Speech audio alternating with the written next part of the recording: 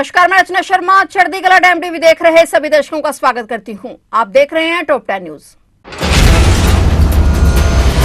America में अवैध रूप से रह रहे भारतीय प्रवासियों का पहला जत्था आज बुधवार को अमेरिकी सैन्य विमान C-147 से अमृतसर एयरपोर्ट पर पहुंचा। इस विमान में 104 भारतीय नागरिक सवार थे, जिनमें 13 बच्चे, 79 पुरुष और 25 महिलाएं शामिल थे। अमेरिकी दूतावास के एक अधिकारी ने इसकी पुष्टि की है। वापस लाए गए प्रवासियों में पंजाब से 30, हरियाणा से 33, गुजरात से 33, महाराष्ट्र से 3, उत्तर प्रदेश से 3 और चंडीगढ़ से 2 लोग शामिल हैं। इनमें से गुजरात के 33 लोगों को अमृतसर एयरपोर्ट से ही सीधे गुजरात भेजा जाएगा और इन प्रवासियों को मैक्सिको अमेरिका सीमा पर पकड़ा गया था। जानकारी के अनुसार ये सभी कानूनी रूप से भारत से रवाना हुए थे, लेकिन डंकी रूट के जरिए अमेरिका में घुसने की कोशिश कर रहे थे। अमेरिकी राष्ट्रपति डोनाल्ड ट्रंप के नेतृत्व में अब तक का सबसे बड़ा डिपोर्टेशन प्रोग्राम चल रहा है, जिसके तहत ग्वाटेमाला, पेरू और होंडुरास के अवैध प्रवासियों को भी सैन्य विमानों से वापस भेजा गया है। भारत सरकार और अमेरिका ने मिलकर ऐसे 18,000 भारतीयों की पहचान की है, जिन्हें डिपोर्ट किया जा रहा है। दिल्ली में विधानसभा चुनाव के लिए आज बुधवार को सभी 70 विधानसभा सीटों पर वोटिंग हुई। सुबह 7 बजे से वोटिंग शुरू होकर शाम 6 बजे तक मतदान किया गया। इन चुनाव में 1,56,00,000 वोटर्स ने 699 उम्मीदवारों की किस्मत का फैसला कर दिया है, जिसका ऐलान 8 फरवरी को होना है। दिल्ली में आज 70 विधानसभा सीटों पर वोटिंग हुई है और आम आदमी पार्टी जहां अकेले दम पर तीसरी बार सरकार बनाने का प्रयास कर रही है, वहीं बीजेपी का 27 साल से सियासी संन्यास को खत्म करने का प्रयास रहेगा। इसके अलावा कांग्रेस भी शीला दीक्षित सरकार के शासनकाल की याद दिलाकर बाजी पलटने की उम्मीद कर रही है। अब देखना यह है कि दिल्ली की जनता किसके सिर पर दिल्ली का ताज रखती है। प्रधानमंत्री नरेंद्र मोदी ने आज बुधवार को महाकुंभ के अष्टमी स्नान के अवसर पर प्रयागराज के त्रिवेणी संगम में पवित्र डुबकी लगाई। सुबह 10 बजे वह बमरोली एयरपोर्ट पहुंचे। वहां से हेलीकॉप्टर के जरिए महाकुंभ नगर के DPS मैदान स्थित हेलीपैड पर उतरे। संगम में स्नान करने के बाद प्रधानमंत्री मोदी ने गंगा पूजा की और देश की समृद्धि और कुशलता के लिए प्रार्थना की। इस दौरान उत्तर प्रदेश के मुख्यमंत्री योगी आदित्यनाथ भी उनके साथ मौजूद रहे। महाकुंभ के इस महत्वपूर्ण स्नान अवसर पर प्रधानमंत्री मोदी ने रुद्राक्ष की माला पहनकर मंत्रों का जाप किया। प्रधानमंत्री मोदी की संगम में डुबकी को राजनीतिक दृष्टिकोण से भी देखा जा रहा है। ये भाजपा के हिंदुत्व और सांस्कृतिक राष्ट्रवाद के एजेंडे को मजबूत कर सकता है, जो पार्टी के समर्थकों को जोड़ने का काम करेगा। बता दें कि पीएम मोदी से पहले गृह मंत्री अमित शाह, रक्षा मंत्री राजनाथ सिंह और उपराष्ट्रपति जगदीप धनखड़ भी महाकुंभ में पुण्य स्नान कर चुके हैं।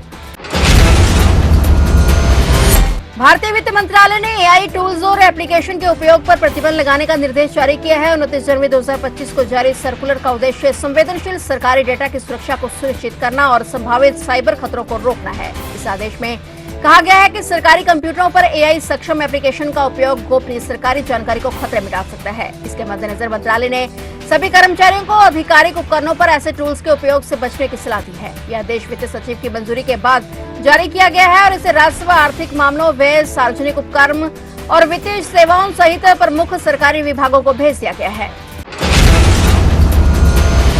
किसान नेता जगदीश सिंह डल्लेवाल के आमरण अनशन को दाता सिंह वाला खनौरी मोर्चे पर आज 72 दिन हो गए हैं। वहीं अब हरियाणा के 50 से अधिक गांवों से किसान अपने खेतों के ट्यूबवेलों से पवित्र जल लेकर डल्लेवाल के लिए मोर्चे पर पहुंचे। किसानों की भावना है कि उन्हीं खेतों का पवित्र जल जगदीश सिंह डल्लेवाल ग्रहण करें, जिन्हें बचाने के लिए वो सत्याग्रह कर रहे हैं। बता दें कि कल से यानी 6, 8 और 10 फरवरी को हरियाणा के किसानों के बड़े जत्थे जल लेकर दाता सिंह वाला खनौरी मोर्चे पर पहुंचेंगे। किसान नेताओं ने सभी किसानों से अपील की है कि मोर्चे का 1 साल पूरा होने पर 11 फरवरी को रतनपुरा, 12 फरवरी को दाता सिंह वाला खनौरी मोर्चा और 13 फरवरी को शंभू मोर्चे पर आयोजित महापंचायत में अधिक से अधिक किसान पहुंचे।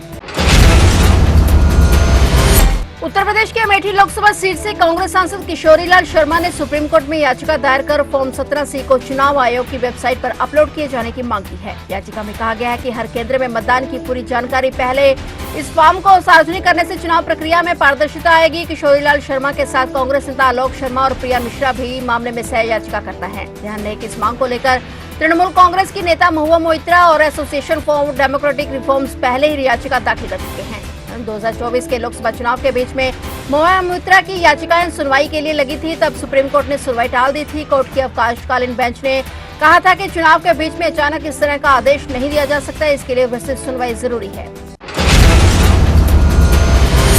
गृह मंत्री अमित शाह कल 6 फरवरी को छत्तीसगढ़ दौरे पर रहेंगे। वे डोंगरगढ़ में जैन संत विद्यासागर जी महाराज की समाधि स्मृति महोत्सव में शामिल होंगे और मां बमलेश्वरी के दर्शन भी करेंगे। इस अवसर पर देश भर से जैन धर्म के अनुयायी और श्रद्धालु एकत्रित हो रहे हैं। गृह मंत्री अमित शाह 6 फरवरी को दोपहर 12:15 पर रायपुर पहुंचेंगे, जहां से वे हेलीकॉप्टर की मदद से राजनांदगांव जिले के डोंगरगढ़ जाएंगे। यहां वे चंद्रगिरी तीर्थ में आचार्य विद्यासागर जी की समाधि पर पुष्पांजलि अर्पित करेंगे। इसके अलावा वे संत समाज और स्थानीय लोगों से भी मुलाकात करेंगे। अमित शाह के दौरे को लेकर कड़े सुरक्षा इंतजाम किए गए हैं। डोंगरगढ़ पुलिस और प्रशासन पूरी तरह से मुस्तैद है। कार्यक्रम स्थलों पर विशेष सुरक्षा बलों की तैनाती की गई है। बता दें कि छत्तीसगढ़ में 11 फरवरी को नगरीय निकाय चुनाव होने हैं और ऐसे में अमित शाह का दौरा राजनीतिक दृष्टि से भी अहम माना जा रहा है।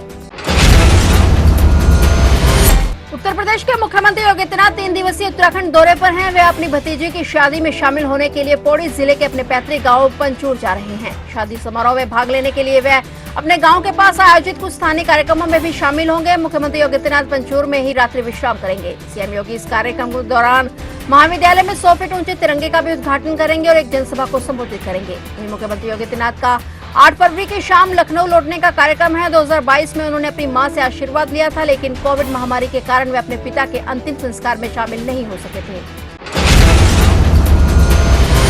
उत्तर प्रदेश के लखीमपुर खीरी में एक भीषण सड़क हादसा हो गया। यहां पर एक तेज रफ्तार वाहन ने बाइक को जोरदार टक्कर मार दी। इस हादसे में बाइक सवार 3 युवकों की दर्दनाक मौत हो गई। हादसे के बाद घटनास्थल पर चीख पुकार मच गई। क्षत शवों और बाइक के टुकड़े देख लोगों की रूह कांप गई। जानकारी मिलने पर पुलिस मौके पर पहुंचे, शवों को कब्जे में लिया गया। शवों को देखकर परिजनों में कोहराम मच गया। फिलहाल पुलिस मामले में आगे की कार्रवाई कर रही है और टक्कर मारने वाले वाहन का पता लगाने में जुटी हुई है।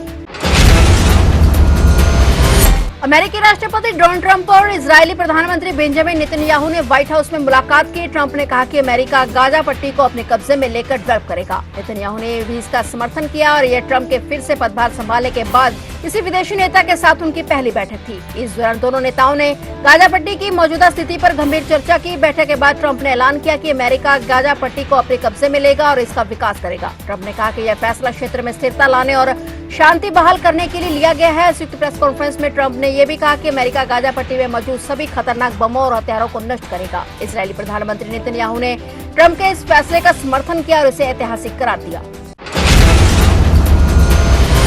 तो आप देख रहे थे टॉप 10 न्यूज और नए समाचारों के साथ फिर से हाजिर होंगे। तब तक के लिए देखते रहिए चढ़ती कला टाइम टीवी।